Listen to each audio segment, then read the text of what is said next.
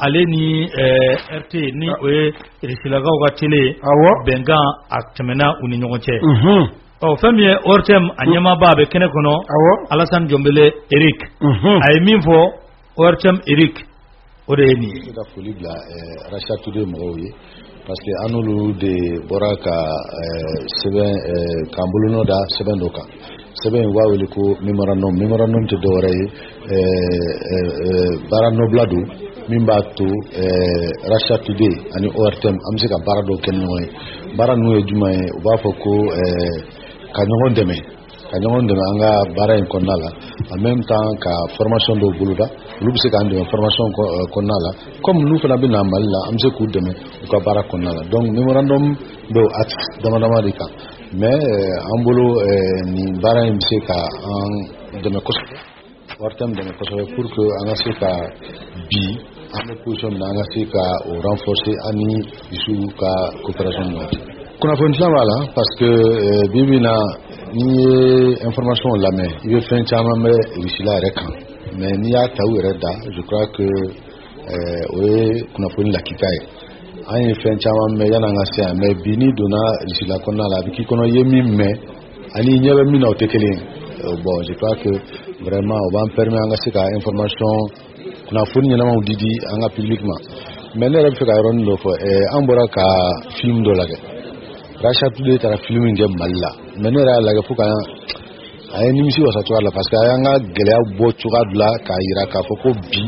malgré que gɛlɛya b'an kan an ni Russie an y'an bolo di ɲɔgɔn ma o de bɛ k'a to bi an bɛ ka taa ɲɛ donc vraiment o film in diyara n ye donc ça veut dire que ni Ala sɔnna taalen ɲɛfɛ an n'olu bɛ se ka baara caman kɛ ɲɔgɔn fɛ walasa an ka se ka kunnafoniw falen an ni ɲɔgɔn cɛ. Kiriko Bunaku fɛnɛ ka Sam Sama Bali Janginɛ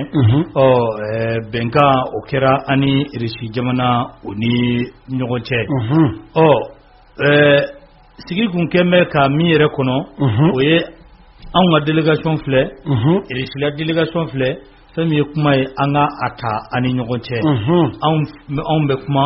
olu bɛ kuma anw bɛ kuma olu bɛ kuma an ka kuma ka a sarada ani ɲɔgɔn cɛ Assimi ale ni Poutine u fila bɛɛ lajɛlen ka délégation u ye kuma kɛ an k'o lamɛn nanzarakan don a bɛ tila k'a yɛlɛma todunkan na. Merci Monsieur le Président.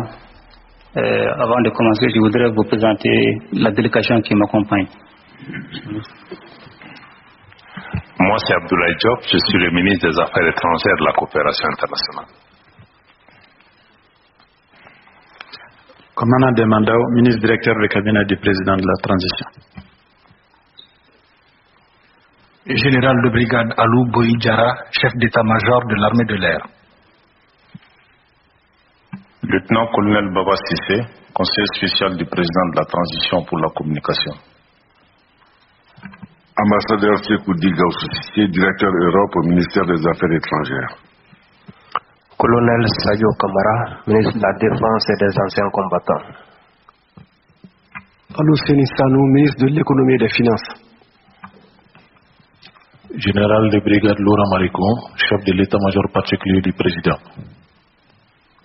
Ambassadeur Fatou Binta Diop, conseiller spécial chargé des questions diplomatiques du président de la transition. Colonel-major Seydou Kamisoko, nouvel ambassadeur du Mali en Fédération de Russie. Oumar Tamboura, directeur national de l'agriculture. Merci Monsieur le Président.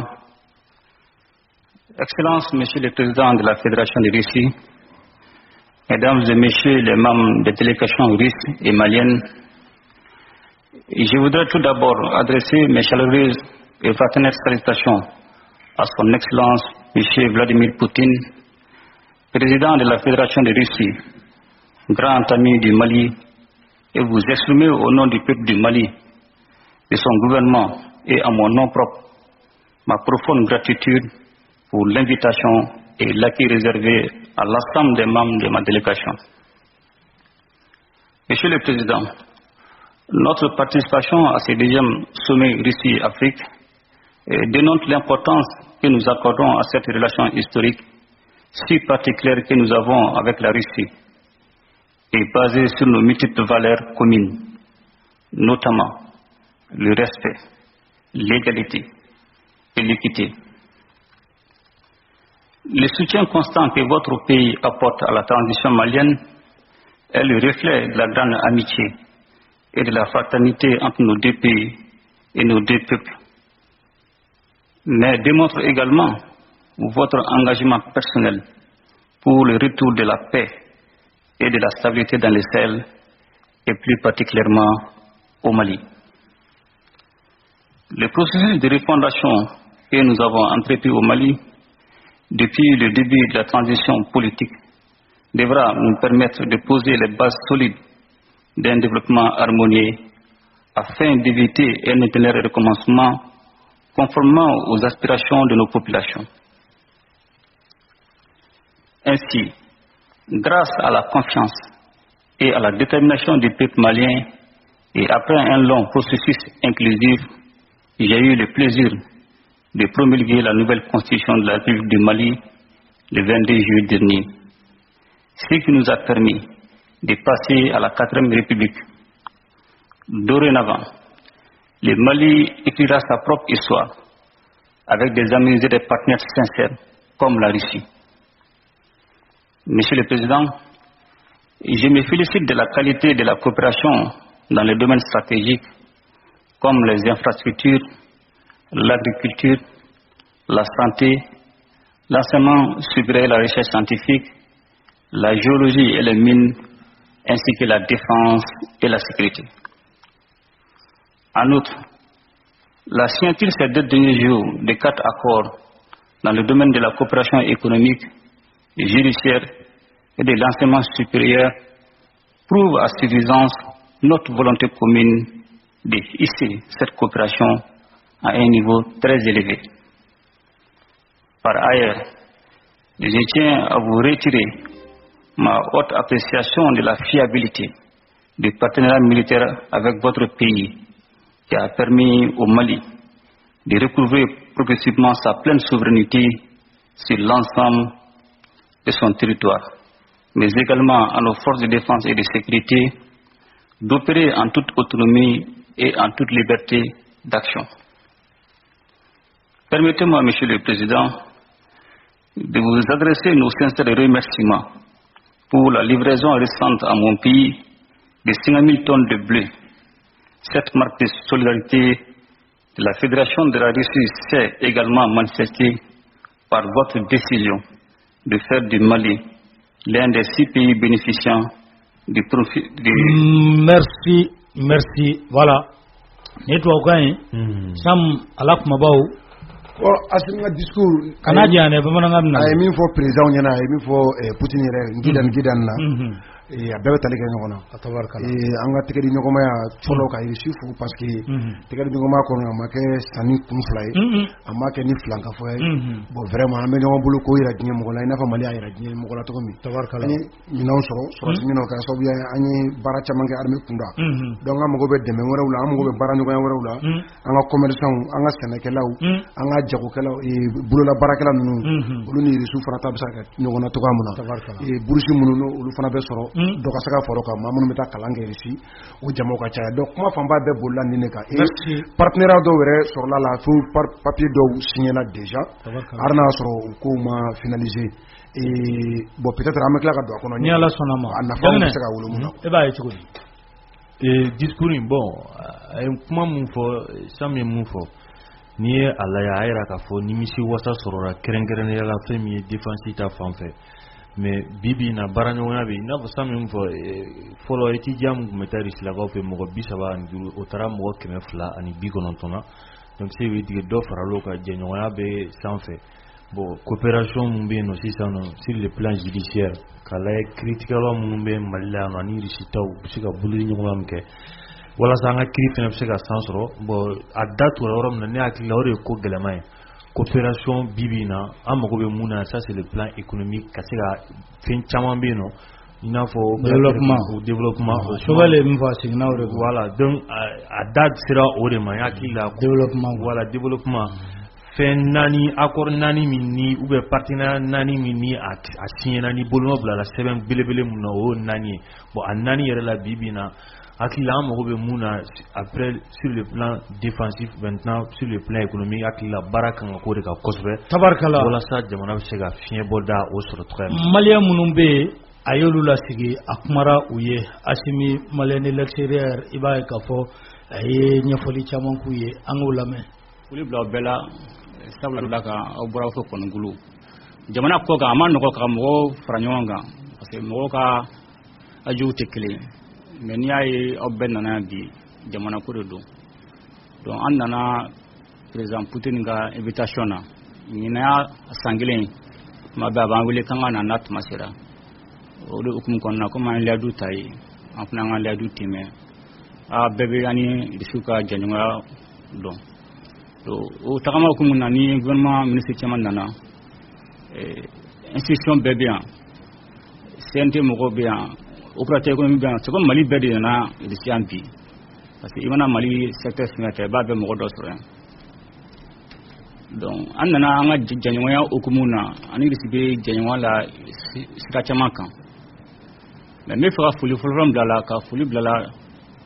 sabla da kan wo fuli nam se malien bema abo ka faire faute ani ay bisira abebe dépend malionga mununa anuka sabali jamana maratugo amarali amanogo ibu boko do kalama isaka dakenenga ibe baraka noyi ko be ko chama fo be ko chama ge ne ebu mun ibu kun be baraka noyi o gela na frado na to saka sne ko bli na frado na to na saka dumninge mo ni be jamana nyamwa la ibu be mun ko be kun ka baraka noyi fo ka to mo ko ka saka fa maduno la ko be na watido ni kum fodo ma si fna de fodo do ore ma fatu me malion foot ma be parce que gala chama be anto da malen kuluka me baraka no me o be gumo na malen munyu ka sabale mu atu ani bisro do o foli o ya already o fula o re amon ba nyefe me afamba yi jama do re ni jama do sa ko chama famia ka ko chama munyu abatu o me fu wala tiga fe me barake ala bonu ga ama donc foli flo o be kawyi namburo kono jamana tabulula abe fenchama kalama de be transition damnela jamana dogal da ini kundu ko malikura do malikura ani ga baray ko da keneka ani malion anklen sa barake do odo kum konna na kuma dira malion ma asizla kuka wo fa jamana ga nyatu mena be kay ka istilata fo do be na munka o be na la ini kime duru an tan wulon la de ma recommandation na fa ko la inu be blasinga akachala fa jamana be blasira nyima kan ay digun fa faye gela fa no jamana kan la akachala ko gela tinna do odi boro ba blasira mum ba to boro fa na blasira ay jeglura blasira na fa ko sincere aner ulu blasira ulu fa na o layni malon layni furastan ko blasira ni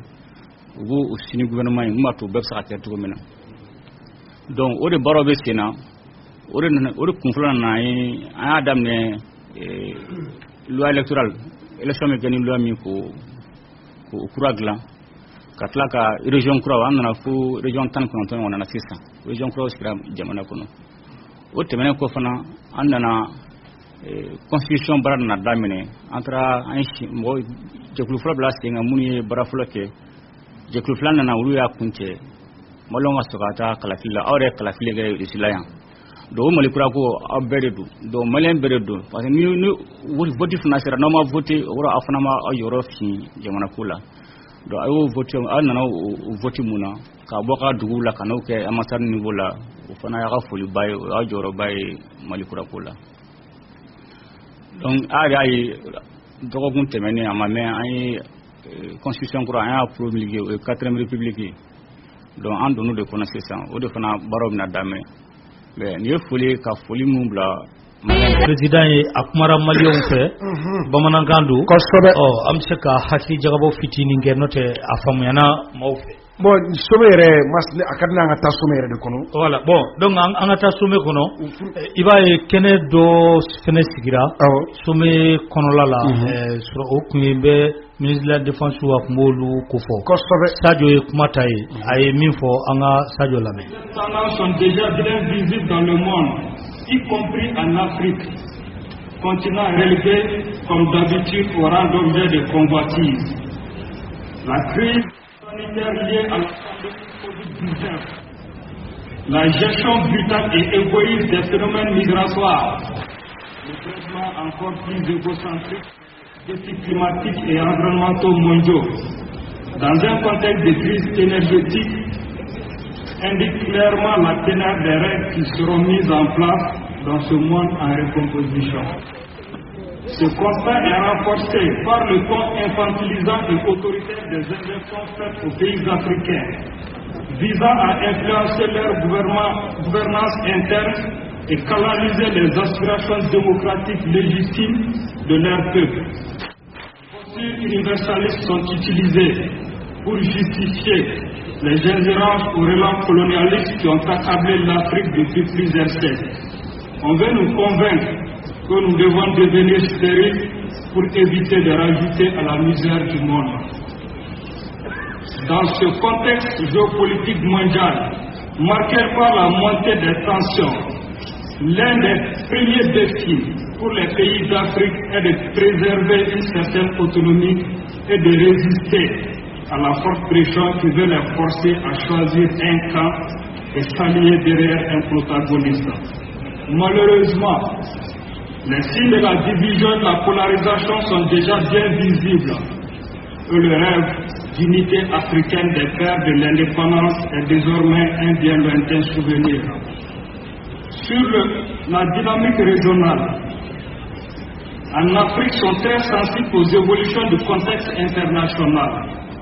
alors que les pays africains n'ont que peu de capacité d'influer sur les grandes décisions, l'instrumentalisation, voire la manipulation des institutions sous-régionales pour servir les intérêts de puissance extra-régionale constitue un défi stratégique majeur pour la construction de l'unité africaine.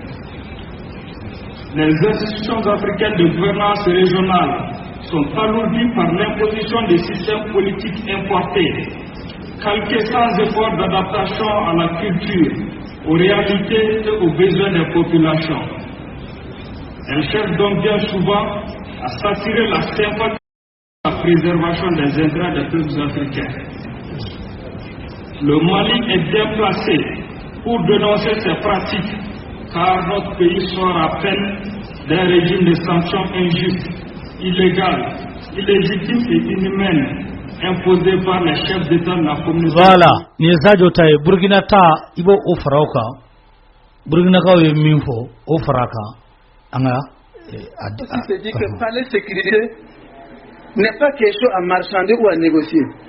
Je suis concerné si je sais laquelle il faut comme la sécurité. On peut m'aider, mais on ne peut pas m'imposer une manière de me sécuriser.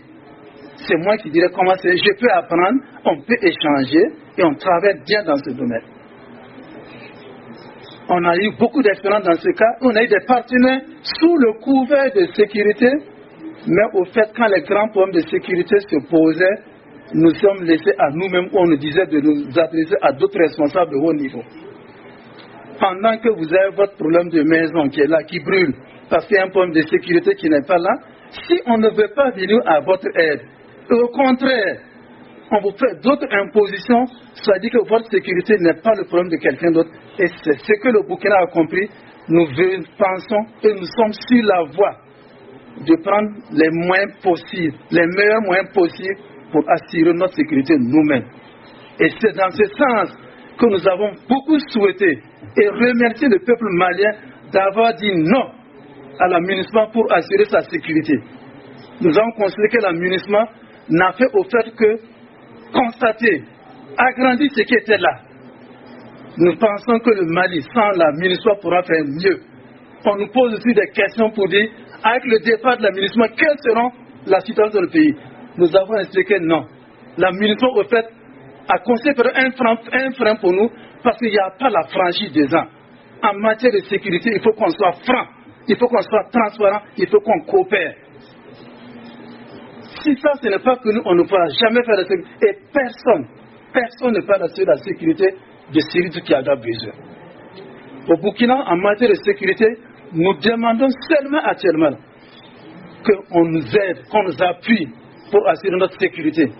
Mais qu'on ne vienne pas le faire pour nous. Parce que connaissant les vrais problèmes auxquels font face les problèmes de sécurité, il nous fera très mal que quelqu'un, un autre soldat, d'un pays viennent mourir pour des problèmes de sécurité dans nos pays. Nous demandons qu'on nous donne les moyens nécessaires. Merci. Voilà. Maintenant, Badagi Béan, Jean Badagi a Kadi Kosovo. Ah, Kadi. Sommet, Anganda le sommet là. Bon, Antanaï. Ah, Tanaï. Mas Flo. Sommet yere Kunguni Anyanye Be. Moro Aki Jora Femba Fla de Fe. Assuming Gota Nibrama Traoré. Olu yɛrɛ mun ni kalama ta ye mɔgɔw hakili jɔrɔ de fɛ ka tɛmɛ kala taara président ouais n'olu de tun ye kɛnɛ star ye o c'est les deux stars les deux vedettes u ye discours mun kɛ ouais Poutine yɛrɛ ɲɛna discours fɔlɔ Assimita un discours politique engagé d'un homme intelligent Allah n b'a qualifié o la cogo di mun na discours ɲa ye un discours politique engagé d'un homme intelligent. Soit Assimi yɛrɛ a ye économie de guerre kɛ, soit conseiller minnu b'a kɛrɛfɛ, c'est des vrais connaisseurs de la politique internationale. Au fila dɔ hakili soit a yɛrɛ ye dɔ kɛ économie de guerre la, qui lui permet de comprendre, qui lui permet d'avoir une formation politique, soit mɔgɔ minnu bɛ discours ninnu sɛbɛn ka conseil ninnu di, c'est des hommes minnu ye politique internationale kalan kɛ. Tabarkala. C'est l'un des deux. Tabarkala. Daga n'i y'a ka discours lajɛ Mali ni Russie cɛ a da sera o ma Russie un partenaire sincère un partenaire fiable min ka partenariat kɔnɔ Mali sera ka minɛn dɔ sɔrɔ minɛn mun bɛ Mali sɔrɔsiw permettre bi en toute autonomie ka baara kɛ terrain kan k'a sɔrɔ a ma kɛ a ye en toute indépendance ka baara kɛ terrain kan n'i ye o kumakanw lajɛ ça politiquement a bɛ Poutine tɔ su k'a yira fɔlɔ ne ni mɔgɔ minnu bɛ jɛ la mɔgɔw don minnu b'a dɔn ye et filanan n'i ye dɛmɛ kɛ u ye n tɛ perdu a dɛmɛ na ka d'a kan en contrepartie hali farafinna dugu tɔw u bɛna dɔn ka dɛmɛ modèle min ka d'a kan ni jamana minnu bɛ ka a baara kɛ jamana dɔ minnu tilennen don. A ko Mali y'a ka partenaire clé sous-région exactement o mana gansan o a tun fana ka discours politiquement o y'a sɔrɔ an balo bɛ delili la ko ka ale kɛ porte d'entrée Occident. Bon an bolo kuma kɛra n'a fɔ denmisɛnnin kuma de ayi ale tɛ foyi kalama yogoro kuma quoi mɔgɔ t'i da don o yɔrɔ la donc maintenant n'i ye Assimi ka o discours parti lajɛ sanfɛla la fɔlɔ a bɛ Mali ni Russie cɛ Kadhafi fagali o fagara mɔgɔ minnu fɛ o wolola kɔlɔlɔ mun na a na da se o ma a ka discours fan filanan o nana boli mun kan mas o nana Nations Unies diɲɛ politique yɛrɛ bɛ sira mun kan et c'est là tu sens que Assimi Sogɛl taara discours mun kɛ o Ablaye Mayiga taara discours mun kɛ o a bɛɛ kɛra Nations Unies consentement ye i b'a dɔn k'a ja b'a la sinon a da donna min na hali Sadio fana ye min kɛ refondation o kuma tɛ Mali kɔnɔ yan maintenant Assimi ka discours kɔnɔ ko k'u ka Nations Unies yɛrɛ de refonder ça il faut avoir de courage ni tubabuw fɛ k'i dɔgɔya non il a dit kilo ko Nations Unies bɛ mara la togoya mun na bɛɛ bɛnna ka sarti mun k'o sigi o sarti ka kan ka bonya bɛɛ fɛ o sarti man kan ka kɛ Mali k'a bonya Cameroun k'a bonya ni dugu k'a bonya nka Amérique t'a bonya France t'a bonya ou bien Union européenne mɔgɔw t'a bonya ou bien a b'olu arranger togoya min na kuma dɔ la u b'a mɔlɔkɔti ka don u da fɛ ni turu sera a ma k'an ka bonya ça la politique de deux poids deux mesures o ka jɔ ni yɔrɔ dɔ la a man ɲi ni yɔrɔ in na a ka ɲi k'o ka jɔ politique mun bɛ kuma droit de l'homme ka a politiser walima posiri bɛ dɛ voilà walima k'a instrumentaliser k'o fana ka jɔ mais kuma mun diyara ne ye ni kuma yɛrɛ bɛɛ Assimi ka kuma kɔnɔ ne bɛna o yɔrɔ de d'i ma cela sous-entend que Mali bɛ se ka hali bɔ CFA kɔnɔ a ko 2003 minnu bɛ économie don u y'a yira ko 2003 bɛna gɛlɛya bɛna don sɔrɔ la 2023 ko gɛlɛya bɛna don sɔrɔ la ko gɛlɛya mun bɛna don sɔrɔ la u ɲɛ bɛ fɛn mun na kulu mun sigilen don ni mɔgɔ duuru kulu don Brésil Russie Inde Chine Afrique du Sud n'a bɛ wele ko BRICS o BRICS de fana kɛlen don contrepoids ye masse min bɛ ka Américains ka dollars ni Américains ka suprématie économie mondiale n'u b'u tɛgɛ d'a kan BRICS de fana kɛlen don k'o menacer a bɛna fɔ Assad ni joliba Assimi ka kumakan na ko BRICS de bɛ ka moyen di moyen mun bɛ se ka kɛ sababuya ye économie bɛ se ka i yɛrɛ sɔrɔ diɲɛ kɔnɔ wa k'a bɛ farafinna bɛɛ wele bɛɛ ka t'i yɛrɛ ye BRICS kɔnɔ a ma dan o ma dɛ ko BRICS bɛ ka méthode mun développer ko méthode de bɛ garantie di ka sɔrɔ di ka dugu ma ka sɔrɔ a b'i ka avenir boycotter a b'i ka avenir hypothéquer a b'i ka économie ka n bɛ juru don i la nka marifa bɛ i tɔ na bamuru bi tɔnna n bɛ wari mun d'i ma o bɛ kɛ sababu ye mana fɛn fɛn ɲini ka dugu kɔnɔ i ka sɔn o ma i ka dugu hɛrɛ i k'o cɛ ka di n ka dugu ma ko BRICS bɛ taa ni sira min ye o to o sira la a kuma bakurunba la et ça n'i ye o kumakan mɛn i bɛ nin kumakan sugu sɔrɔ président minnu da Kadhafi Sankaraw président bɛɛ tɛ nin kuma modèle fɔ surtout BRICS ye fɛn ye ni BRICS tora ka i yɛrɛ sɔrɔ a bɛ ka min ɲini o ye dollar ko bantɔ ye o ye américains ni européens bɛ système mun kɔnɔ diɲɛ sɔrɔ u bɛ se ka a ta kama n'a ka d'u ye ka dayɛlɛ yɔrɔ min u b'a dayɛlɛ ni BRICS tora ka taa ɲɛ o ye o sɔrɔ de bɔtɔ ye a ma donc mas partant de là tiɲɛni de don américains bolo tiɲɛni de don européens bolo président ka nin fɔ ko farafinna bɛɛ ka t'i yɛrɛ la i yɛrɛ ye BRICS kɔnɔ mɔgɔ bɛ se ka hali i yɛrɛ ye k'a fɔ ko Mali ni Assimi tan dɔrɔn ka d'a ma Sefa a bɛ sɔn ka dilan a bɛ sɔn ka wari dilan a bɛ sɔn k'i cun ka bɔ Sefa merci Janginɛ i ka hakili jagabɔ Somɛ kan Burama Somɛ yɛrɛ fɔlɔ i bɛ se k'a jateminɛ Mali taara ka i jɔ Samu ma ɲuman dakuruɲɛ kelen non le beau temps est là voilà merci le beau temps est là Janginɛ ta Janginɛ ta n t'a dɔn a bɛ qualité min kosɛbɛ sisan que qualité y'a fallait quoi n'a taara bura i b'a ye k'a fɔ Somɛ fɛn caman bɛ a la n'i ye a ta farafinna yɛrɛ kɔnɔna la kɛrɛnkɛrɛnnenya an ka jamana minnu bɛ yen nɔ ni kafojafo kɛlen don a kɔnɔna la bon a jamana caman bɛ yen o kɛlen don k'u jigi da Russie kan sabula Somɛ fanba ye mɔgɔw ka t'u ka position bɛɛ ka t'i assumer position assumer do dɛ k'a fɔ ne bɛ nin kan na i b'a jira dɔw bɛ k'u ta kɛ ni nɔsiya ye dɔw ta kɛ k'a fɔ tiɲɛ yɛrɛ la ni ka ɲi an bɛ a la donc i b'o ye Assimi ka discours i n'a fɔ Sami min fɔ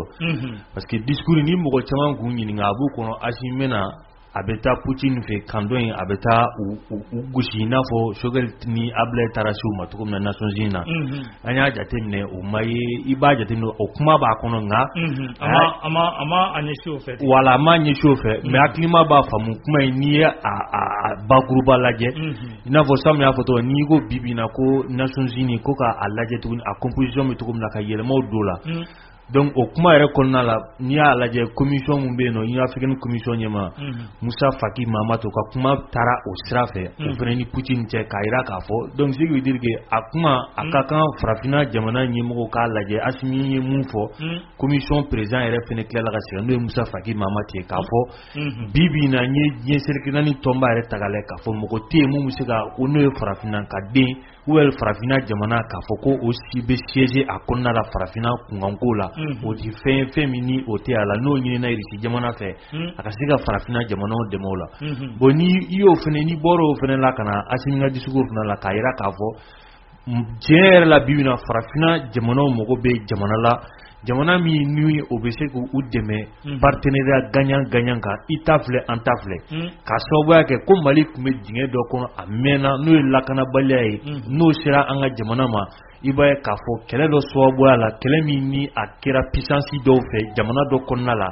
o kɛlɛ de kɔlɔlɔ o nana bi Sahel kan wa o kɛlɛ min kɔlɔlɔ binna Sahel kan i b'a ye k'a fɔ o nɔ o ma ladilan o jamana fɛ olu taara k'o ɲagasalen to n'o nana kɛ kungo ye anw da la wa o jamana yanni n'olu kana anw dɛmɛ an ka bɔ o dingɛ kɔnɔ olu kɛlen don ka taasira dɔ de jira n'an ma t'o taasira fɛ i b'a ye k'a fɔ ɲangata olu bɛ ta anw sɛgɛrɛ donc kuma ninnu kɔnɔna yɛrɛ de i b'a ye k'a fɔ dɔwɛrɛ tɛ farafinna jamanaw mago bɛ jamanaw de la bi na an ka se k'an bolo di ɲɔgɔn na ka baara kɛ ka se ka bɔ nɔgɔ la cogo min na an yɛrɛ sunna mais o bɛ sɔrɔ cogo di jamana dɔw bɛ yen i n'a fɔ Russie la n'olu ɲɔgɔnnaw olu ye dɛmɛ mun ta ka ɲɛsin anw ma an ka armée ta fanfɛla fɛ i n'a fɔ Sadio da sera ma fɛn dɔ bɛ yen nɔ an ka mara kɛcogo la an ka démocratie sugu min ni a nalen bɛ anw fɛ yan dɔw fɛ Sadio y'o fɔ a ka kuma kɔnɔna la donc o kɛlen don bala ye bala min ni n'an ko k'an bɛ bɔ anw yɛrɛ la an ka faamu ni an ka kodɔn cogo tɛ sabula fɛn dɔ de talen don ka na di an ma ni an tɛ ka se a baara cogo la hali n'a sɔrɔ démocratie yɛrɛ n'i y'a minɛnw lajɛ ni a lawaleya cogo ka ɲi mais a bɛ lawaleya ni sira min ye o siraw kɛlen don gɛlɛya ye anw ma donc o gɛlɛya ninnu de kɛlen don bala ye i n'a fɔ san min fɔ politique monétaire b'o la garan bɛ don an ka wariko sira fɛ ni i ko i bɛ taa sira dɔ fɛ n'i ma sɔn o siraw ma robinet bɛ fermer i b'a ye k'a fɔ ja bɛ n'i ka dugu kɔnɔ jamanadenw bɛ wuli ka bila i la u bɛ fujunu ka bila i la k'a sababuya kɛ u b'a kalama i n'a fɔ bi na an ni Occident bɛ yɔrɔ min na bi Amérique bɛ ka Mali filɛ n'a ɲɛ kɛrɛ Faransi an n'o kɔ don ɲɔgɔn ma donc ni nous belaje iba ka fo ni nous sira nyoma robinet be fermé ni robinet fermé na mumena gelabina gelami ni ananiga dugu konna la dugu de maro kinu be nyona mais yana oluka famu mado fene bi se ka wuli ka se ko oluka barage ko lumbiro na sabati ka se ka jamana gurunu na wuli ko lublela donc o be tuka mina fanre ka le plan de développement mi nanga jamana bi se ka bonno la tuka mina ango era bla senga ayre ka se ka bonno la wala sam se ka do ansuna serao le wolonvla uyo ordi Niger ma ko Niger ka sigi or constitutionnel kono Niger ye kangar fene da CEDEAO imwa otugura uko aflimu abega se ajama yorola da amita kana amta sugula kana namborai flimu amata ajama yorola amta Niger kaufi abla olen ko rishila amita jamana mina sisa odi Niger sabula fanga dafri okray fanga dafri ni abdeninte jema ali doni ka damine francila kata États-Unis kata tomu be dien kon la aka ja frafina kon la kata fo dien silgenani tombala kosobe o je koni tika keni aye sila were kle wolon vladi bi kle wolon vla o kuka bazum kabla akana ka president barake akana ka president baraka kechugola ko walma adaka ne anano fema o ko note ko ube ko fembe bubulo tabalka kana amine nununa giagoya kamarfati ka abela jilembu ubulo tabalka min kera min nobe ma dabali bani abe o fayde yaro ye mamin ci ka ta kuma Niger mas président fer yanga ko fondi ni paracetamol mo gambulu be soromu o da ko jigitigere CEDEAO lawo koru mina mu bi ne daro mo fonfo kono to ina alza ay ne mina ko do fi kanaka yele ko afo CEDEAO jamatan duruta u flene sira mo ni président nu masabali CEDEAO jamana tamaga transition no iga kuma tandu uka yele madu sono ko yele ma yere do ala note ko ubenaka ko mi yere kureta ke Chad kureta kala mi me Chad ka fafaka mi afafaka o ko o de chira Niger jamana fama ma ko ga kuma fe oni jone oni jone chira ai o de chira folo o de ko ka ta kuma chani fe paga yi ka bazu ko ga kuma Niger fe afolo me o te CEDEAO kono Chad te CEDEAO kono afo kele flana me kenna na chukuri fangala ay kudeta de sikatala ninde fila ibaro uwega uya dabo mingama ko beba do ka foko Chad ye puissance bi farafina kon la donc no nyama tarakuma nunu fe jakoya abato tala mais Nigeria te puissance ya olugo argument bu waram ga bu Nigerani Chad ni Niger be frontière ga tugumna Niger ni Nigeria be frontière ga ti asa Nigeria da CEDEAO la Nigeria bala Chad puissance ga bon Nigeria puissance ya ko CEDEAO président do chidoro ma uso kwata bo to ne ti bo président me fene ko do mina ni coup d'état mu yere fana mana kalamata fana anana ni coup d'état bo mina nemna la nunu envelope muni nemna la te mawrola c'est d'ora te fiemu lenu c'est do jamana fama do komun dal no yir la rek kipse kan tan nga seginye ado matanya ni o mala ci ado ay kan yoro ci de ne avion taika tawo ni yoro to tan nga segina ubi yere wol no ni yoro ni gan yoro parce que ebra mufo ni yoro ne kwa klimani ya iga ni yoro kaine no parce que sam mo ci aga bi écouter talo Patrice talo mena muti ebra instabilité mufo ni wala chef d'état chama baby tama ga geloma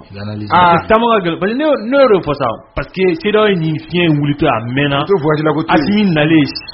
système be ka fali stratégie be ka fali et puis fien muno e bora ka kuma fo somela asimi ni ibe ulu le kumbera ka ke c'est le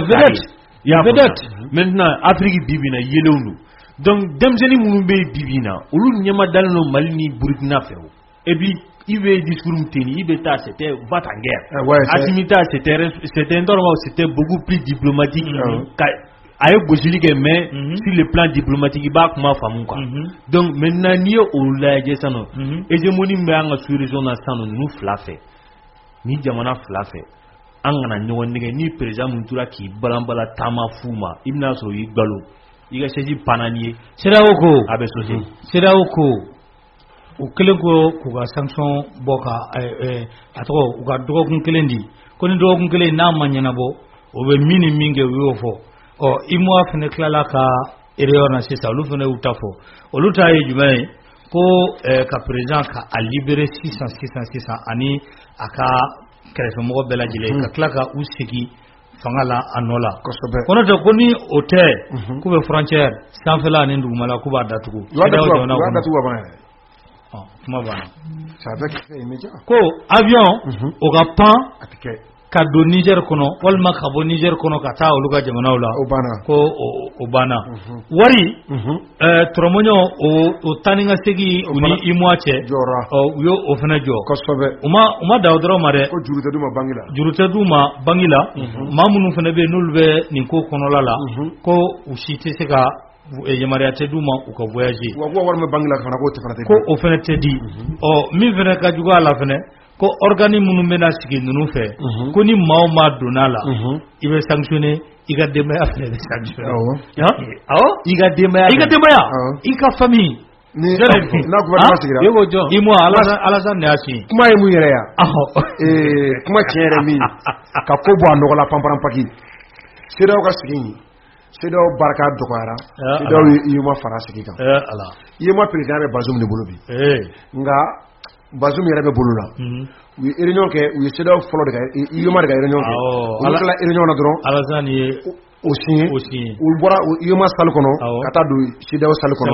u ye décision ba minnu ta mɔgɔ si tɛ voyager avion tɛ pan aw ka dugu kunna aw ka dugu jukɔrɔla datugulen don embargo total sanfɛla ni dugumana mɔgɔ tɛ bɔ mɔgɔ tɛ don sumanw bɛ a la produit bɛɛ bɛ a la dumuni tɛ di u ma u ka wari minnu bɛ compte yɛrɛ fana kɔnɔ wari jɔlen don u ye nin bɛɛ ta maintenant ka tila ka kuma kuncɛ ni min ye ko tile 7 b'u bolo u ka Bazoum bɔ ka taa bila palais la président don a ka gouvernement b'a nɔ na ko n'o ma kɛ tile 7 kɔnɔ ko CEDEAO bɛ se ka ko sugu bɛɛ kɛ o ko sugu bɛɛ dɔ la o ye ka mugu jugu ta ka taa o ci Niger mais mas n bɛna kuma panparan paki maa si tɛ yen kumaw bɛ yan dɛ maa si tɛ yen k'i bɛ coup d'état soutenir walima nous sommes tous des démocrates et républicains nka ka kuma fɔ k'a bɔ a nɔgɔ la mɔgɔ min ko fa ma wuli i la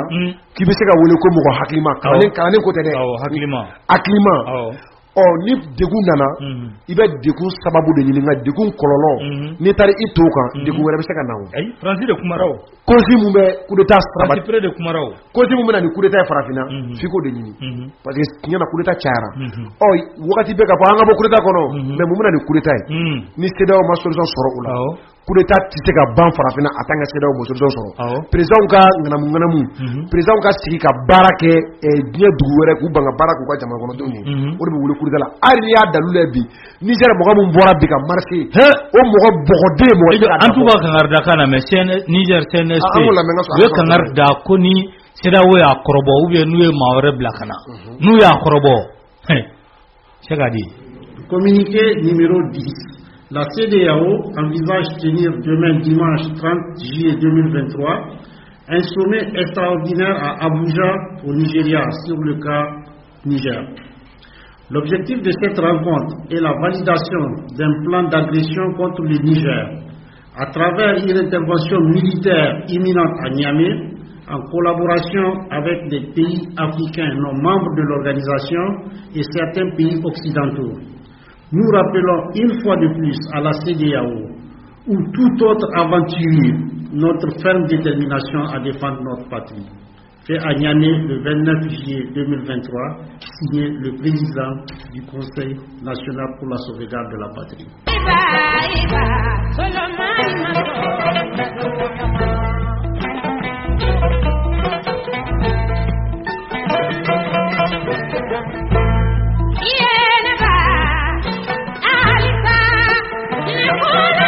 Voilà, merci Amita. I ye kuma lamɛn u ko u bɛ kangari kɔni da Niger labɛnnen don ka ni maa o maa de bilala ka na o kama Niger pɛrɛnnen don ka na parce que u ye min fɔ ka da kan o de ye k'a fɔ ko be feta na ni jamana wore minte ali sida o kon lala donc we ni discours ke kunu o bayra ka fokki rado de kumubulo ka fo chad sida o fa chad de fra kuka kana kama donc ni me o de flata ka danyo ngoro wal ma jangne brama nemna kumara fo afo iboro problème mi anga tien do be anga nye jonni nga nyala ngo fo nyo afo de feno be olute musalaka parce que ni anga jamana ntaku lajebi ne la toro sido ere tonsumi ni go lipto mi grandro ye valeur ere dama parce que lipto mi grena iba de man mo foi mo sebe kombe foi sindia be fo badia be fo abinu ngo blasra mais ni tarifa ganja sugu do la kisi ifiga fota donc quoi parce que neta famu ni kera malla quoi un pays en crise et puis ata demere aba kabo luka frontière di date et puis fenoro sami kumaro fo angon tanta datu ne ba kuma fo kuma be ko ko to me anta kumaro be nae papier gland tugo nae bunara ma don si akuna bulana ma don papier kono fenye fen so papier kono fen ta reke fen no de bazumi ada tugo onyo mo beta nga jamana obetui mo beta jamana anta datu kuma mi anta datu institution fen bien no nasigira faka accompagné par la bonne gouvernance mais institution be nasigira no corruption ga o cheji be pani o be pan iba go kono ena kuma kaisa parce que kuma mi si za nye sira ere nyininga ni ye mo anu ulu ere bolu ni sanction nu mais ika kuma roka na droit social be conseil du ma comment les mails a pi sanction tri abse go féroce qui sengo parce que mo tiga to aga jamana bolu aga sira magwe ku ga jamana mugan quoi et puis kuma mu be fola te do mo ko conféré ko check me fenga che sauter de ko ori atoko ku de ta ko te kuma ere et puis check kuma mu fo mu na to vérifier afora de ko chef d'état kuduru ko e terror o ka sura su terrorisme ne ka ko bla ko c'est des partenaires jalina anga me areda sa abiyawo aga discours bi anga me areda ay kuleta e kumina ba nyefo ango o me ada femi général Chiani anga me areda voilà discours du Conseil national pour la sauvegarde de la patrie. Nigériens, mes chers compatriotes, le mercredi 26 juillet 2023, les forces de défense et de sécurité regroupées au sein du Conseil national pour la sauvegarde de la patrie, CNSP, ont mis fin au régime de la 7e République. L'action du CNSP est motivée par la seule volonté de préserver notre chère patrie face, d'une part, à la dégradation continue de la situation sécuritaire de notre pays, et cela sans que les autorités déchues ne nous laissent entrevoir une véritable solution de sortie de crise. D'autre part, la mauvaise gouvernance économique et sociale. Mes chers compatriotes, s'agissant de la question sécuritaire, j'aimerais d'emblée dire qu'il y a le discours politicien sur la situation sécuritaire relayé par certains milieux politiques au niveau national et international et qui voudraient que tout se passe bien et sous contrôle. Il y a cependant la dure réalité de l'insécurité au Niger, telle qu'elle est vécue par nos forces de défense et nos laborieuses populations, avec son lot de morts, de déplacés, d'humiliations et de frustration. Les attaques meurtrières et traumatisantes de Bosso, Inates, Chinogoder, Anzuru, Bakorat et d'autres encore nous rappellent à suffisance dans notre chair et dans notre âme cette réalité au quotidien. Aussi, nous nous devons en toute humilité et en toute sincérité de poser les questions de savoir si la prise en charge actuelle de la question sécuritaire au Niger a permis de garantir notre sécurité, celle de nos familles, de nos villages et de notre pays. Et si nous pouvons continuer ainsi, avec la même approche, les mêmes acteurs et les mêmes résultats. Il appartient à nous tous, chaque Nigérienne et chaque Nigérien, de répondre en ayant à l'esprit sa propre survie et les seuls intérêts du Niger. pour le Conseil national pour la sauvegarde de la patrie, nous répondons avec force par la négative. Non, l'approche sécuritaire actuelle n'a pas permis de sécuriser notre pays en dépit des lourds sacrifices consentis par les Nigériens et le soutien appréciable et apprécié de nos partenaires extérieurs. Non, les résultats ne sont pas à la hauteur des attentes des Nigériens. Non, nous ne pouvons plus continuer avec les mêmes approches jusqu'ici proposées au risque d'assister à la disparition progressive et inéluctable de notre pays. C'est pourquoi nous avons décidé d'intervenir et de prendre nos responsabilités, non sans avoir à plusieurs reprises tenté, tout en restant dans notre rôle de chef militaire, d'attirer l'attention des plus hautes autorités déchues sur l'incohérence et l'inefficacité de leur gestion politique des questions sécuritaires dans notre pays. Mes chers compatriotes, parlant d'incohérence et d'inefficacité, il faut véritablement s'interroger avec nous sur le sens et la portée d'une politique sécuritaire qui consiste à procéder à la libération extrajudiciaire de plusieurs chefs terroristes sans garantie aucune dans le contexte qui est le nôtre. Sur le sens et la portée du recrutement et du détournement à des fins politiciennes de plusieurs centaines d'éléments FDS en dehors du cadre militaire traditionnel et en les plaçant directement sous la seule autorité des politiques. Sur le sens et la portée de la décision d'un commandant en chef qui ordonne la libération des bandits lourdement armés pris sur un théâtre d'opération militaire au seul motif qu'ils seraient ses alliés. Le sens et la portée de propos d'un commandant en chef des armées qui déclare devant le monde entier que ces soldats qui se battent au prix de leur vie sont moins forts et moins aguerris que les terroristes. Le sens et la portée d'une approche sécuritaire de lutte contre le terrorisme qui exclut toute véritable collaboration avec le Burkina Faso et le Mali, alors même que nous partageons avec ces deux pays voisins la zone du Liptako-Gourma dans laquelle se concentre aujourd'hui l'essentiel des activités des groupes terroristes que nous combattons. Mes chers compatriotes, de toute évidence, les autorités déchues se sont engagées dans une approche qui consiste à mettre en place une sorte de milice pour leurs propres intérêts. Toute chose qu'aucun patriote sincère ne saurait accepter. Mes chers compatriotes, sur le plan économique et social,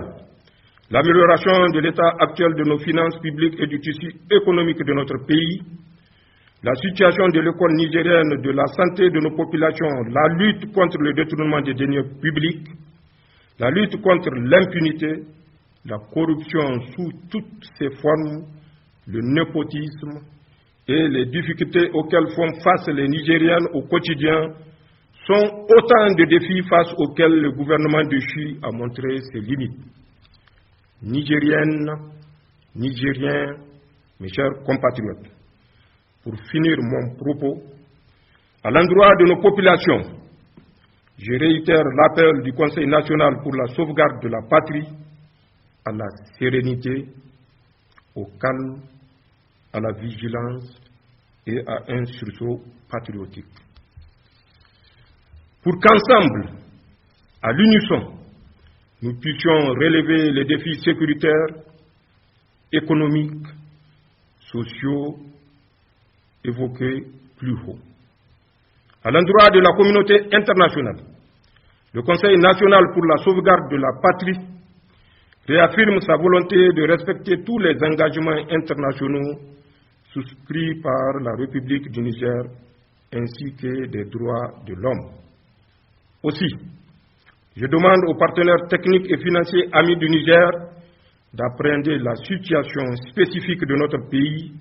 pour lui apporter tous les soutiens nécessaires afin de lui permettre de relever les défis ci-évoqués. Enfin, le Conseil national pour la sauvegarde de la patrie, par ma voix, demande aux partenaires et amis du Niger en cette étape cruciale de la vie de notre pays, de faire confiance à nos forces de défense et de sécurité, garantes de l'unité nationale, de l'intégrité du territoire et des intérêts supérieurs de notre nation. En ces temps difficiles que traverse notre patrie, nous savons compter sur votre esprit de patriotisme pour que la nation nigérienne soit sauvegardée. Abla, voilà. Jane, ni ko kiba ka kuma bakuruba fo. Ibe se ka jumɛn fo. Kuma in bakuruba ye min ye dɔrɔn a yɛrɛ k'a fɔ gouvernement min ni bɛ ani jamana faama min bɛ n'u binna i b'a ye k'a fɔ gɛlɛya caman ye fanga in sɔrɔ wa fanga in k'a y'a dan yira a y'a dan yira yɔrɔ min na a kumana lakanabaliya kan ani fo ka taa se sɔrɔ ani jamana yɛrɛ bɛ togoya min na bi na diɲɛ kunna ani n da bɔra mun na fɔlɔ terroriste minnu n'u minɛna ani ka terroriste minɛ k'a bila kiri kɔfɛ ka sɔrɔ a ma kiri o to ye kelen ani fɛnɛ a da sera a ma Bazoum yɛrɛ bɔra ka kuma fɔ ko k'a fɔ ko armée mun bɛ ale bolo ko a armée ninnu ko u tɛ se terroriste la ko wa ko terroriste jɔlen n'u ye ko o bɔra jamana ɲɛmɔgɔ yɛrɛ da jamana ɲɛmɔgɔ min yɛrɛ ye armée yɛrɛ chef ye a y'o fɔ chef suprême des armées ani o kɔfɛ ko bibi na n'i y'a ta k'a lajɛ Mali Burkina an n'olu ko olu kan ka jɛ ka baara kɛ essentiel di dɛ Samga le sens et la portée de problème fɛn min ye lipta guruma o kɔnɔna la ka se ka Bamako ka se k'olu kɛrɛ ka bɔ an ka sous région o kɔnɔna la n'o kɛra gɛlɛya ye bibi na ni olu ka jamana faama ma sɔn o baara ninnu ma. Merci. Sira yɔrɔnin kan. Le sens et la portée de propos d'un commandant en chef des armées qui déclare devant le monde entier que ces soldats qui se battent au prix de leur vie sont moins forts et moins aguerris que les terroristes. Le sens et la portée d'une approche sécuritaire de lutte contre le terrorisme qui exclut toute véritable collaboration avec le Burkina Faso et le Mali, alors même que nous partageons avec ces deux pays voisins la zone du Liptako-Gourma dans laquelle se concentre aujourd'hui l'essentiel des activités des groupes terroristes que nous combattons. Mes chers compatriotes, de toute évidence, les autorités déchues se sont engagées dans une approche qui consiste à mettre en place une sorte de milice pour leurs propres intérêts. Merci. Akain. Une sorte de milice. Une sorte de milice pour leurs propres intérêts. Voilà. Ni yɔrɔ ka marifatigi kulu dɔ sigi sen kan mun yɛrɛ bɛ n'o b'olu jɔn foro la baara yɛrɛ kɛ u yɛrɛ ka nata kama. U tɛ bamaciya kɛlɛ la dɛ. U yɛrɛ ka nata kama. Voilà. Abdurrahman Chani a ye min fɔ. A ka kuma yɔrɔ dɔ bɛ yen yan'ale k'o fɔ diɲɛ bɛɛ y'o fɔ. Bon ne yɛrɛ bolo mɔgɔ fɔlɔ minnu tun ka kan k'u saisi o la o ye Niger justice de ye. Lorsque un chef sɔrɔsiya ɲɛmɔgɔ mɔgɔ min bolo a ko fanga mun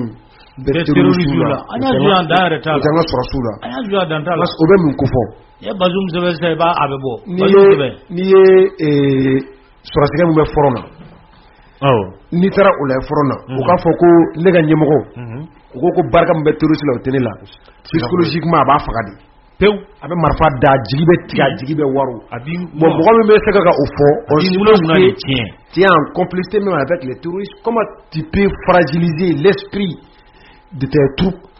l'esprit de ton soldat, fragiliser psychologiquement ton soldat min bɛ k'a yɛrɛ di saya ma n'i y'o bugɔ hakili la ni terroriste tɛ jɛ la mɔgɔ tɛ se ka o faamu mais maintenant an ko bɛɛ yɛrɛ to yen mɔgɔ tɛ coup d'état dédouané mais Bazoum ka a ka sudale bɛ manamanakan fɔ Mali ni Burkina ma ale yɛrɛ bɛ manamanakan fɔ an ka sɔrɔsi saba in bɛɛ parce que a ka cɛ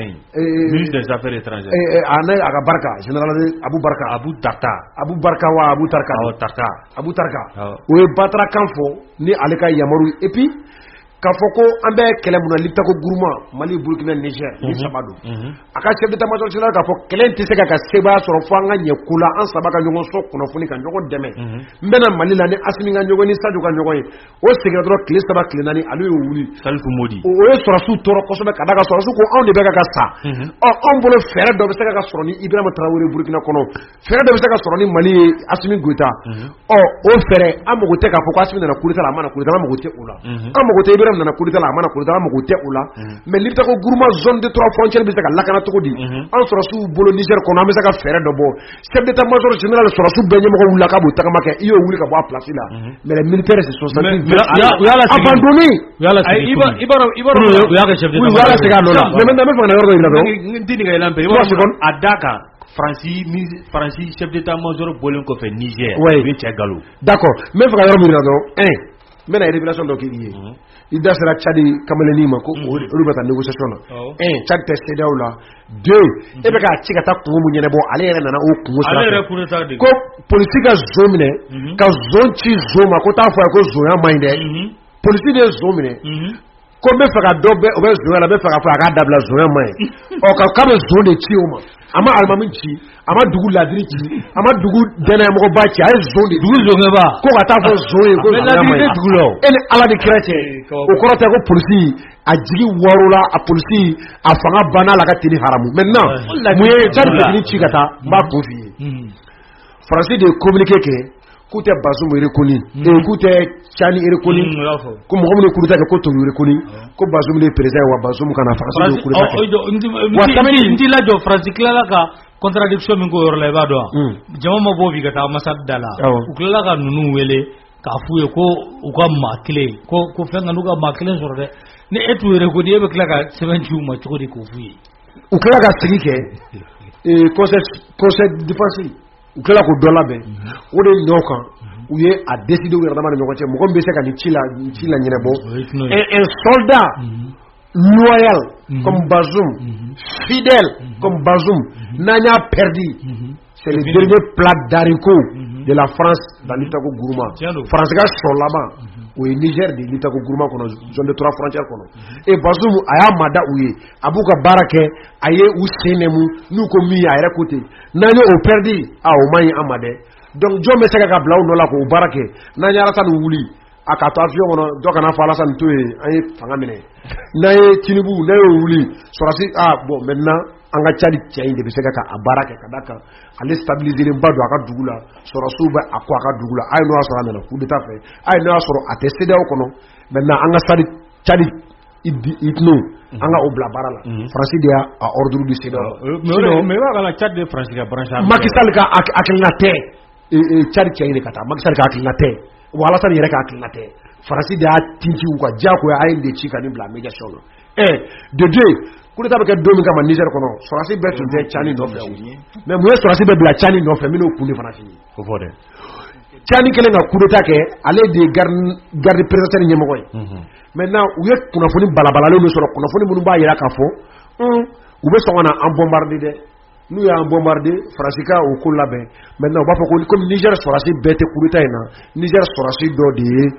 kɛlɛ wuli Tchani na ko fo Bazoum ka sigi sɔrɔsiw y'a ye o dun kɛli o tɛ ɲuman ye olu ka jamana ma o tɛ ɲuman ye olu sɔrɔsiw yɛrɛ ma maintenant qu'est-ce qu'il faut faire an bɛ fɛɛrɛ bɛɛ kɛ an k'a fɔ anw bɛɛ farala ɲɔgɔn kan an bɛɛ bɛ coup d'état la o de y'u bali fɔlɔ u ka intervention militaire kun fɔlɔ u ka se k'a kɛ parce que sɔrɔsiw sɔminen k'a fɔ n'an man cogo dɔn u bɛ fɛ ka intervention militaire min kɛ an ka jamana ka nafa t'a la an sɔrɔsiw yɛrɛ ka nafa t'a la maintenant an ka Niger de protéger an mago tɛ Tchani n'an mago tɛ Bazoum na mais Niger denw ani Niger sɔrɔsiw yɛrɛ an mago b'o de la donc an ka fara ɲɔgɔn kan u ye mun kɛ o la u ye avion dɔ la wuli k'o lajigi Niger kɔnɔ pourtant Niger ko an ka frontière datugulen don sanfɛ ani duguma c'est sɔrɔsi lajigi 22h à 7h du matin o ye sɔrɔsi lajigi avion militaire lajigi sɔrɔsiw b'a kɔnɔ 6h 2 CEDEAO ka ni ɲɔgɔnna kuma fɔ a bɛ miiri jigin fɛn kelen dɔrɔn CEDEAO yɛrɛ fanga de banna CEDEAO yɛrɛ de jigi tigɛra CEDEAO yɛrɛ bɛ taa da a bɛ min kɛ bilen solution tɛ CEDEAO yɛrɛ de bolo c'est pourquoi wagati bɛɛ Tchani ye min fɔ ko jamana wɛrɛ mɔgɔ bɛ ka fɛn dɔ titi CEDEAO ka CEDEAO k'o kɛ mais CEDEAO k'a fɔ maintenant ne mago tɛ tile 7 ko la walima a kana to fanga la ka bɔ fanga la non mais k'a fɔ k'a bɛ taa intervention militaire kɛ e ni Ala ni kira cɛ CEDEAO ma dɛmɛ kɛ intervention militaire ka kɛ ka terroriste kɛlɛ CEDEAO bɛna taa intervention militaire kɛ ka Niger sɔrɔsiw faga ko manin kelen i b'i yɛrɛ ɲininka est ce que intervention militaire bɛ ka kɛ Niger denw de kama est ce que intervention militaire bɛ ka kɛ Niger sɔrɔsiw ka tagaɲɛ de kama walima intervention militaire bɛ ka kɛ ka France intérêt de protéger Niger kɔnɔ c'est la dernière intervention militaire bɛ kɛ ka France intérêt de protéger Niger kɔnɔ non tant do o kuma nɔgɔ tɛ o la maintenant ne bɛ kuma datuguli yɔrɔ min ye CEDEAO k'a fɔ ko a bɛ sanction ninnu ta tan coup d'état fait avec Farafina, Mali, Burkina, Guinée.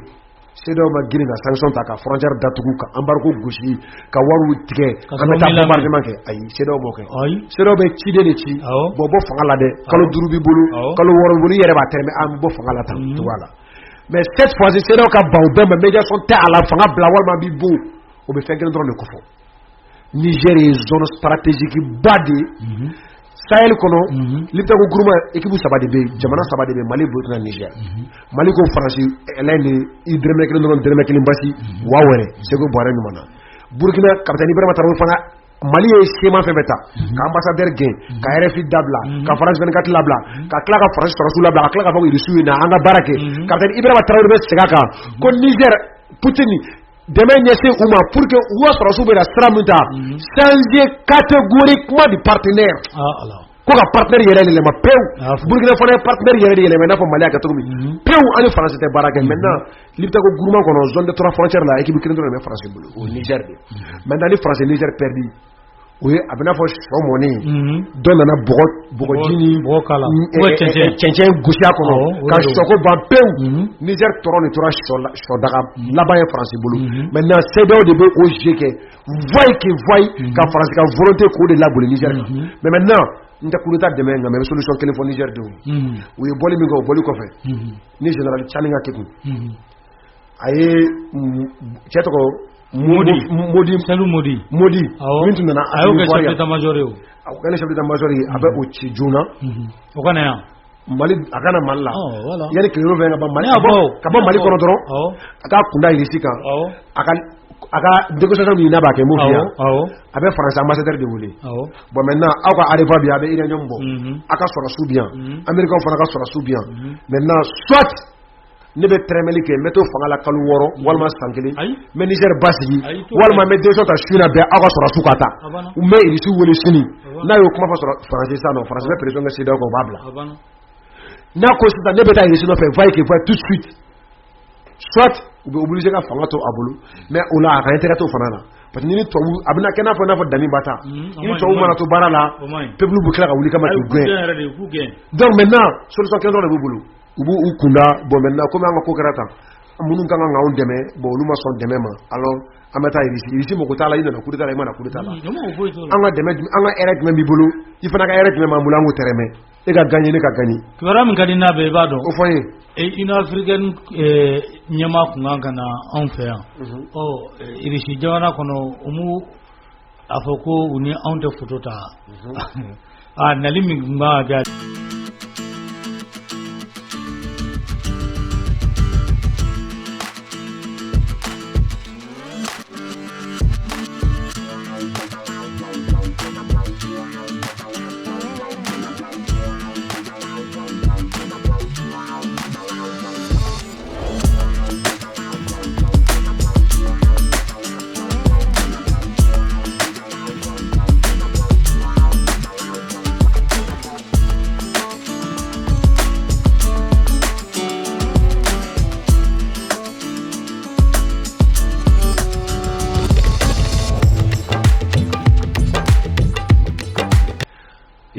Bazoum ya fa ya ko menaga bebi Bazoum bina menaga mabi Bazoum o dalu bom o te kelen flana mi ya me Bazoum kelen ni da kale terroriste mun ba le ga dugula kale torolu no fe kungo kono u fa mun ba le ga dugula ku fa wole kana ku ga mafabla afo e be terroriste e ba kana mugo tiga kono ka be terroriste entretenir ai aja samun to woro de ko ai aba ka bara radio ya famia ola ni be fenga fo ko Bazoum nga kudeta ma je ne ti fle agreement ero e ka to kudeta ko kuma ne parce que terroriste Bazoum c'est un terroriste ere ko malla no ko menaka be bi ka teme ko terroriste bina menaka danne ni yoro ni dama de chek yoro ni ni aka ni yoro na terroristes ils sont plus forts que nos armées, qui sont plus aguerris que nos armées. Et des civils ne peuvent pas leur faire face. Quand vous donnez des armes à des civils, vous êtes exposé à deux types de risques. Le risque qu'il soit une proie, que les terroristes viseraient délibérément avec des intentions cruelles, vous les exposez et ça devient de la chair à canon. L'autre risque, c'est qu'ils ne sont pas militaires. Et vous n'avez aucune idée de leur moralité individuellement. Vous donnez à des civils que vous ne connaissez pratiquement pas des armes et vous les lâchez dans la nature, ils peuvent en abuser. Malheureusement, aujourd'hui, on en voit les résultats. Moi, je me l'ai mouillé. Avant, Niquement planté, Bazoum a conviction. Bazoum a conviction. Oh, a fauté droit quoi. A conviction. Moun koumna m'a fait a conviction. M'a confié. Moura, an autorité mounu Mali kɔnɔna la u y'a yira k'a fɔ yɔrɔ dɔ bɛ yen nɔ a yirala maliyɛnw bɛɛ la k'a fɔ ko Mali kɔni Moura kun ye yɔrɔ ye ni sɔrɔsi yɛrɛ ni mɔgɔninfin yɛrɛ man ka se ni sera dɔrɔn taa ni si ta o donna mɔgɔw kunna yan et puis i b'a dɔn ko mun fɛnɛ don k'a fɔ ko Mali n'a terroristes k'olu kana négocier mais au moment kelen na France b'i ka minɛn cɛ ka taa Niger mun na France ni Niger terroristes ni Bazoum bɛ négocier Bazoum yɛrɛ da de y'a fɔ dɛ ko terroristes mun bɛ Niger k'ale taara u nɔfɛ fo kungo kɔnɔ dans la forêt minnu bɛ dugu a bɛ minnu somɔgɔ dɔn Niger kɔnɔ k'a fɔ k'ale n'olu kumana k'a f'u ye u ka fɛɛrɛ ni dabali sigi sen kan u ka se ka nin baara ninnu dabila mais n'i ye nin bɛɛ lajɛ a tɛ o jamana ɲɛmɔgɔ kelen Niger ne ni mɔgɔw tɛ ka ɲɔgɔn yɔrɔ minnu b'a fɔ ko coup d'état k'olu tɛ coup d'état ko fansi la coup d'état man ɲi an k'o fɔ bani coup d'état kɛra terroriste de la ni coup d'état kɛra terroriste la fɛn t'a la dɛ et puis CEDEAO fɛnɛ n bɛna mun fɛ CEDEAO quoi quand on ne gouverne pas des irresponsables des marionnettes an bɛ mara an bɛ taa ta ni kelen cɛ in tɔgɔ sa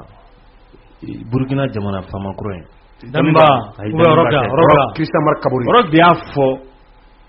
interview la Jabaranin dɔ ye ko terroristes dɔ nana ale nɔfɛ walima maa dɔw a ko groupe armé k'ale ka k'olu ka mobili bɛ président dɔ k'u bɔra Mali la yan ka na ko mobili bɛ Blaise Compaoré bolo o m'o de fɔ o waati kelen na mɔgɔ mobili ko dɔrɔn fɔ dɛ des armes n'o ye wari di Blaise k'a san n'o ye wari k'a ka san i y'a faamuya regarde comment an ka chef d'état minnu bɛ yen nɔ n'olu bɛ t'u sigi k'an kunkan ko fɔ olu yɛrɛ ka mara taabolo ye nin ye o waati kelen Alassane bɛ nationalité di Blaise ma k'i ban ka Blaise extradé a b'o faamu cogo di ka tila k'a fɔ ko n'i ye fɛn fɔ o jamana ɲɛmɔgɔw ma ko dɔw bɛ bɔ k'a f'i ye k'i ka kuma ka farin ou bien k'i tɛ ka journaliste kuma fɔ o hɔrɔnya n'o danbe bɛ min n bɛ kuma dɔ f'i ye maa minnu bɛ yen n'u bɛ marifa ta ka di jamana dɔ a ka jamana den dɔw ma k'o ka aw faga parce que jamana dɔ ka intérêt bɛ yen nɔ bi bi na i ye kuma dɔ fɔ c'est très très important réciprocité de kan ka kɛ o soit a b'an to yen an ka baara kɛ lafiya ou bien an bɛ arriva datugu lumière tɛ mɛnɛ Paris c'est très clair mais kuma dɔ n'o tɛ o an ka musokɔrɔba Kulobana an bɛ foli k'o las'a ma an ka musokɔrɔba tɛ dɛ an ka musokɔrɔba Aminata Sanogo an ka musokɔrɔba tɛ Bamako an ka musokɔrɔba Samu i mamuso tɛ Sanogo musokɔrɔba Mali la donc an b'a fɔ kosɛbɛ a ye précision min di ko fɛn min ye uranium a jugement fɔlɔ faransi a dayɛlɛ Niger 2016 voilà plus grand jugement bon i b'a kalama uranium n bɛna mun f'i ye musokɔrɔba ye kuma fɔ k'a sɔn ji la faransi b'o uranium u b'o san da mun na ani u b'a san Kazakhstan da mun na taa prix ɲini u ka jan ɲɔgɔn na ko jɛgɛja i b'a kalama u ko n bɛna kuma dɔ di ma ninnu bɛ k'an su ji la de k'an sudo i bɛ kuma min fɔ quoi quand des chefs d'état marionnettes olu de bɛ anw kunna k'an mara caman bɛ a ma bɛ magi ma a tɛ bɛn a ma sa mais i tɛ bɛn a ma parce que ni i b'a dɔn ale ta magi yɛrɛ bɛ sigi la parce que ale ka fanga i bɛ magi faamu yɔrɔ min CEDEAO tɛ taa Sénégal de yan ayi ni mɔgɔw sara CEDEAO sara dɔrɔn ni en tant que président bɛ fanga la olu mɔgɔ t'a tɔ CEDEAO mɔgɔ t'a tɔ la mas jangina 2010 yan i mɛna kuma la Niger position in mas CEDEAO bɛ ka min fɛɛrɛ tigɛ kojugu tɛ ka tɛmɛ a kan ne mago t'a la Bazoum bɛ fanga la nin tɛ fanga la ne mago bɛ Mali de la CEDEAO bɛ fɛ ka min kɛ Faransi bɛ ka u bila ka min kɛ o de ye kuma fɔcogo ye n'o ma bɛn i ma i bɛ button minnu k'a fɔ k'u bɛ taa intervention militaire kɛ kɔlɔlɔ dan de don Niger ma Burkina ma Mali ma ɲininka ko mun sous-région yɛrɛ bɛɛ ma an tɛrɛ sous-région bɛɛ Kadhafi binnen e bolo ko minnu bolo k'u da t'a la e bolo ko bɛna kɛ de yan a bɛna le ni ye coup d'état kɛlen Libi binnen o se bɛ CEDEAO yan bɛna le bani Libi binnen o se bɛ CEDEAO yan Sam ka kuma kala tora dɛ parce que Sam ye kuma dɔ c'est très français Libi binnen Libye Niger ye Faransi ka saginɛni dalatinɛni kelen o de Niger et puis Occident bɛɛ parce que a jate minɛ Afrique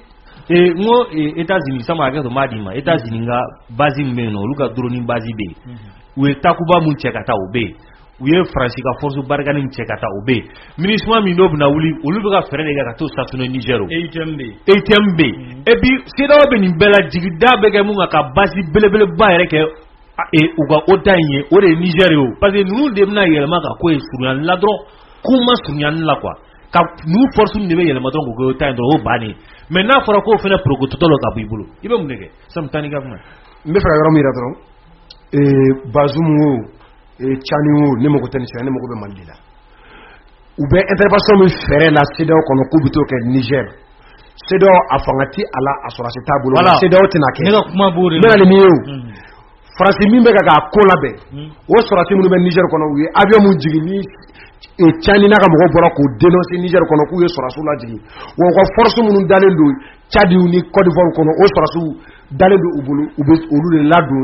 CEDEAO de porte d'entrée ka da kan diɲɛ tɛmɛna Faransi ka wuli dɔrɔn ok coup d'état kɛra Niger sɔrɔsi minnu y'a kɛ an bɛ t'olu bombarder diɲɛ tɛmɛna o flagrant coup modèle ninnu kan u bɛ CEDEAO de manipuler a ka fɔ ko CEDEAO sɔrɔsiw don k'a sɔrɔ olu de b'a wari a armement tubabu de b'o di CEDEAO ma k'a sɔrɔ CEDEAO yɛrɛ kɔni da dɔrɔn CEDEAO sɔrɔsiw don k'a sɔrɔ u ka sɔrɔsi tɛ maintenant o fɛɛrɛ min b'u kɔnɔ anw ka nafa foyi tɛna se ka sɔrɔ o la Bazoum nana o Bazoum mana o kɔlɔlɔ i n'a fɔ Kadhafi binnen Saheli dagaba wulila cogo min n'u taara ni intervention militaire kɛ u tɛna kɛ Niger kama u tɛna kɛ Niger denw kama u tɛna kɛ Niger sɔrɔsiw kama u tɛna kɛ ko pour que Saheli de ka terroristes faga u bɛna kɛ dɔrɔn olu yɛrɛ ka intérêt mun bɛ Niger kɔnɔ o intérêt kana perdu o intérêt ɲinitɔ u bɛ Saheli terroristes tɔ de bɛ yakubaya ka da kan u ni marifa minnu bɛ na et puis n'u nana yɛrɛ a marifa tatɔ u b'a di sɔrɔ o terroristes kelenw ma olu ka Mali ni Burkina ka da kan o mun perdilen don u bolo pour que u bɛ se ka o sɔrɔ cogo di Niger bɛ se ka k'u bolo porte d'entrée de u ye Mali perdili ni Burkina perdili min kɛ ka se ka sɔrɔ fanga tɛ CEDEAO la a barika tɛ CEDEAO la a sɔrɔsi tɛ CEDEAO bolo k'o bɛna bombardement kɛ Niger a tɛ yen u bɛ na ni Faransi de tɔgɔ ye u bɛ na ni Faransi de ka dɛmɛ u bɛ na ni Faransi de ka wari u bɛ na ni Faransi de ka kɛlɛkɛminɛnw ye nka a bɛ fɔ dɔrɔn bon CEDEAO don a bɛ n'a fɔ kɔrɔlen peinturelen maintenant farafinna bɛɛ de kan ka fara ɲɔgɔn kan CEDEAO n'a b'a négocier cogo min a y'a négocier ten kɛlɛ tɛ kɛ Niger kɔnɔ k'a fɔ ko fo a ka mɔgɔw faga ka population faga Niger ka sɔrɔsiw faga Niger population m'a min u m'a bɔ ka taa olu faga Faransi CEDEAO arrête Mas kan ka kala turu kuma in na Sɛmu in bɛ ka mun fɔ u bɛ don ni CEDEAO da de u bɛ don ni CEDEAO da de opération parce que kuma mun da ko Nigeria force spéciale foyi tɛ u ka Boko Haram kɛlɛ o t'o ye u ka Boko Haram kɛlɛ parce que n'i ye kuma jateminɛ e bɛ ka mun fɔ enjeu politique b'a la géopolitique ba de b'a la Niger kɔnɔ parce que a jateminɛ don min na Sergei Lavrov bɔra nɔ même pas une semaine Anthony Blinken nana Niger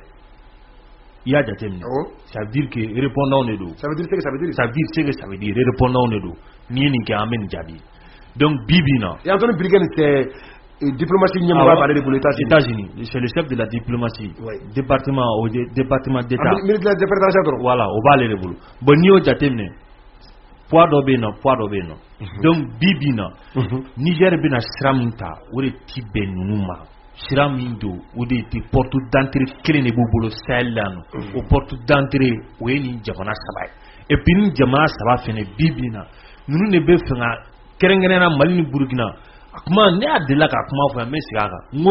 ko Mali taara sira mun fɛ CEDEAO mɔgɔw bɛ fɛn bɛɛ kɛ ka Mali autorités k'u la regretter CEDEAO tɛ Faransi awɔ Mali mɔgɔ o de don parce que n'i y'a mankan mɛn ko des puissances étrangères ou bien fɛn minnu bɛ u kɔfɛ a des desseins inavoués dɔwɛrɛ tɛ Faransi de don mais bi bi in na n'i y'a ta k'a lajɛ Occident yɛrɛ ka mara kɛcogo an ka gun kan o de décrierlen don bi f'an ka sɔrɔ de. D'ailleurs yɔrɔ dɔ bɛ yen f'an k'o fɔ maliyɛnw ye ni nisɔndiyara k'i tɛ Assimi fɛ de ou bien i tɛ Mali transition fɛ donc Niger coup d'état kana kɛ a bɛ tan bombardement ka taa kɛ a bombardement kɔlɔlɔ ye fɛn fila de Kadhafi binnen yɔrɔ bɛɛ o kɔlɔlɔ dogolen tɛ mɔgɔ la Nalibani yɔrɔ Kadhafi binnen o kɔlɔlɔ ma dogo mɔgɔ la filanan ye min ye CEDEAO tɛna attaque foyi kɛ Faransi de bɛna attaque kɛ nka a birifini bɛ ta ko CEDEAO de ye attaque kɛ ka Tchani gɛn ka bɔ yen ka Bazoum sigi Tchani CEDEAO tɛ Faransi de bɛna n'a kɛ maintenant n'u donna ten exactement bon u tɛ se ka scénario dɔ bɛ flagrant Faransi ka sɔrɔsiw wuli ka n'a kɛ direct la u tɛ se k'o kɛ bilen diɲɛ évoluera maintenant o ma on est en 2023 u bɛ don ni CEDEAO ka format de ni CEDEAO tɔgɔ ni CEDEAO jamu ni CEDEAO ka kulusi de k'a sɔrɔ tubabuw de bɛ a banfula kɔrɔ maintenant n'u donna ni o ye o kɔlɔlɔ fɔlɔ i n'a fɔ Kadhafi ta kɔlɔlɔ filanan ye jumɛn ye u bɛ don o sɔrɔsi minnu u bɛ tila ko olu pousser i b'a kalama ko Gao ni Niamey ka surun ka tɛmɛ Gao ni Bamako kan u bɛ o sɔrɔsi pousser Mali ni Burkina olu bɛna terroriste tɔw yakubaya yan maintenant u b'a fɔ k'an bɛ fɛɛrɛ de kɛ an bɛ Mali ni Burkina fana sɔrɔ ka fara Niger kan tuguni kɔrɔdenya u tun b'a bolo cogo min u b'a minɛ o ye mun fɔ a kɔlɔlɔ juguman de o de ye marifa de bɛna cari o fɛɛrɛ de b'u kɔnɔ marifa de bɛ cari parce que pourquoi mɔgɔ man kan ka jɛn intervention i b'a ye Libi kɔfɛ marifa de cari na o misiri kelen de kɛra u ka avion dɔ susu hali sini n'u ma enquête kɔrɔfɔ diɲɛ ma si u y'a fɔ ko avion fila ɲɔgɔn sɔrɔ a ma kɛ fo hali sini an y'a kuma fɔ yan nɔ o misiliw de i b'a jateminɛ u bɛna armes de yala an ka sous-région na donc Niger de bɛ nin ko bɛ Nigériens de bolo olu de bɛ se ka nin gérer n'u yɛrɛ ka manière avec ani farafindenw i n'a fɔ i bɛ mun fɔ kuma t'a la parce que nin y'an ka survie de ye nin quoi sous-région yɛrɛ survie de bɛ nin coup d'état ninnu na quoi an kana ɲɔgɔn nɛgɛ o la ne t'a condamné ne kɔni tɛ mɔgɔ ne t'a condamné non ne t'a condamné dɛ ne ni o la ne tɛ ni tɛ parce que i bɛ ka bin na ne m'a condamné mɔgɔ bɛ yen nɔ n'i ye marako juguya ta ka mɔgɔw sɛgɛrɛ parce que fɛn o fɛn bɛ yen coup d'état o coup d'état bɛ yen Bazoum yɛrɛ delila ka coup d'état soutenir avec Tandja ok donc mun do dɔrɔn a ka lajɛ mɔgɔw bɛ se ka balo cogo min na lafiya la u ka jamana kɔnɔ a ma fɔ diɲɛ jungle de quoi personne ne peut vivre en autarcie mɔgɔ si tɛ ka vie kelen na mais n'an bɛ vie an ka vie fɛn dɔw la ɲɔgɔn fɛ jamanaw ka ɲɔgɔn bonya mais bonya foyi t'a la o fana cɛ man ɲi dɛ. Nous sommes contre une intervention militaire française déguisée au nom de la CEDEAO au Niger parce que peuple ka hɛrɛ tɛ a la Niger denw ka hɛrɛ tɛ a la et pire anw ka dugu bɛ ka commencer ka lakana ni mun sɔrɔ a bɛ na o tɔ bɛɛ kɛ fu de ka da kan Niger ka surun Gao la ni Bamako ye. C'est vrai. An ka frontière u bɛ don dɔrɔn ka non mas an tɛ se ka jɛn ni o ye wa an tɛna jɛn ni o ye wa jɛkɛtɔ tɛ ni o ye ni il va falloir que suguya dɔ t'an bolo wa an ka suguya tɛ se ka wuli ka Niger suguya bɛ yen a bɛ se ka ayi n'u nana demande kɛ dɔrɔn a bɛ se ka fɛn an m'an yɛrɛ bila u ka bolo ani ko in laban ye min ye yɛrɛ ɲini i k'a daminɛ de b'a daminɛ na dɛ u ka wusa ko tiɲɛni ka tila ka bɔ Kadafi binnen o de ye Sahel tiɲɛ Niger attaque mun kɛra o de ye mais i b'a dɔn kuma pour que ma se ka kuma in tiɲɛ quoi mais ne est ce que CEDEAO i ye ka vocalité in ka kuma dɔn CEDEAO yɛrɛ kan ka taa transition na quoi CEDEAO devrait se remettre en cause n bɛ n côté voilà ko CEDEAO yɛrɛ de taa CEDEAO yɛrɛ de kan yɛrɛ bila ka mise en cause kɛ quoi ka lajɛ mun de bɛ ka na ni fanga kafo jafo ye an ka gun kan o de kan ka kɛ quoi mais n'aw t'o kɛ fo sanction a ye continue sanction kɛra Mali kan yan nɔ mɔgɔw bɛ yan nɔ cɛ ɲuman na san bɛna nacogo la an kɔni an ye gɛlɛya kun halisa gɛlɛya b'an kan mais mɔgɔ min fɛnɛ ko cɛ ka ɲuman na i bɛ ma fɔ ko l'esclave qui n'est pas capable d'assumer sa révolte a bila yan foli kɛ ka bɛɛ fo mɔgɔ sɔgɔlen b'an na Bazoum ka coup d'état ne kɔni t'a condamné coup d'état ɲuman don merci Sam an bɛ bɛɛ lajɛlen fɔ mɔgɔ kun sɔgɔlen to an na san nana Butan jiginna donc san nana Butan jiginna bon san mana mais Butan kun jiginna ko san bɛ kita fɔlɔ Butan jiginna Ala ka Mali kisi su in na